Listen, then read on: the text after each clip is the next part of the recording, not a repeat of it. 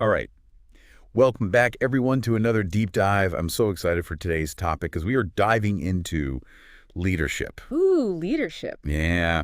And, all the stuff that comes along with it. We get some great excerpts this week all about Brené Brown's book, Dare to Lead. Yes. And it seems like our listener is really fascinated by how vulnerability and courage can actually help us become better, stronger leaders. Absolutely. So get ready, because I think we're going to uncover some pretty fascinating stuff today. Yeah, I'm excited to dive in. When I was looking at the excerpts and just thinking about Brown's work in general, the thing that always strikes me is how she connects leadership development to physical training.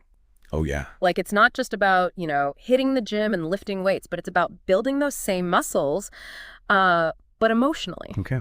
I like that, yeah. So we're talking about resilience and trust and, yes, even vulnerability. All those things are super important for a leader, just like physical strength is for an athlete. It's like almost like an inner strength kind of thing. Yeah, exactly. It's that inner game that really matters when it comes to leadership. Yeah. Okay. I like that. And I remember there was this one part in the excerpt where Brown talks about how avoiding difficult conversations is like totally skipping leg day. Oh, yeah. Yeah. It might feel easier in the moment to just avoid that conflict. Right. But ultimately, it weakens you as a leader. 100%. I mean, think about it. If you're not willing to have those tough conversations, Right. how are you going to address issues head on? Yeah. How are you going to help your team grow and learn from their mistakes? It's all about pushing past that comfort zone. You know what I mean? Definitely. And that's where I think this whole vulnerability thing comes in, right? Exactly. And I think this is where Brown's work is so powerful because a lot of people think of vulnerability as a weakness. Uh-huh. But she completely turns that idea on its head. Yeah. She sees vulnerability as the foundation of courage. Oh, wow. So when leaders are willing to be open about their own struggles, about their own imperfection. It makes them seem more human. Exactly. And that's what creates trust. Okay. When people see their leader being real, being authentic, it allows them to do the same. It kind of makes you think, right? Like, how many times have we held back from maybe sharing an idea or voicing a concern at work because we're afraid of what people might think, or we just didn't want to rock the boat, or Right.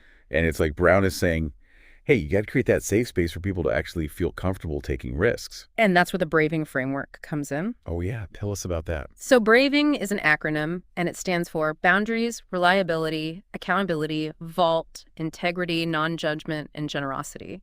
And each of these elements is crucial for building trust in any relationship, but especially in a leadership context. It's almost like a checklist for how to build trust with your team. Exactly. Think about it. If you don't feel like your leader has clear boundaries or they're not reliable, are you going to trust them? Probably not. No, probably not, no. Same goes for the other elements, If you don't feel safe sharing your ideas without being judged, are you going to speak up? No way. Exactly.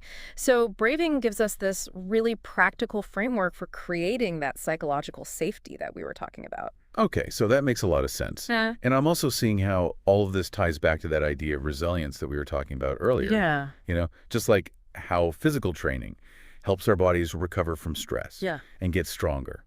Brown's work shows us that great leaders are able to bounce back from setbacks too. Yeah, they don't let those challenges break them. They use those challenges as opportunities to learn and grow. Exactly. I love that. And I think a lot of that growth stems from embracing vulnerability, having those tough conversations, and building trust through frameworks like Braving. This has been a really awesome deep dive. Yeah. I always learn so much from Brené Brown's work, and I feel like we just scratched the surface today. Yeah, she's got so much wisdom to share. She does. And as you go about your week, I'd like you to consider this. If vulnerability is indeed a strength, what's one small step you could take to be a little more open and courageous in your own interactions? That's a great question to leave everyone with. It could be at work, at home, anywhere, really. It's often those small steps that lead to the biggest transformations in our lives. I completely agree. All right, well, thanks for joining us for this deep dive. It's been a pleasure. Until next time. Bye, everybody. See ya.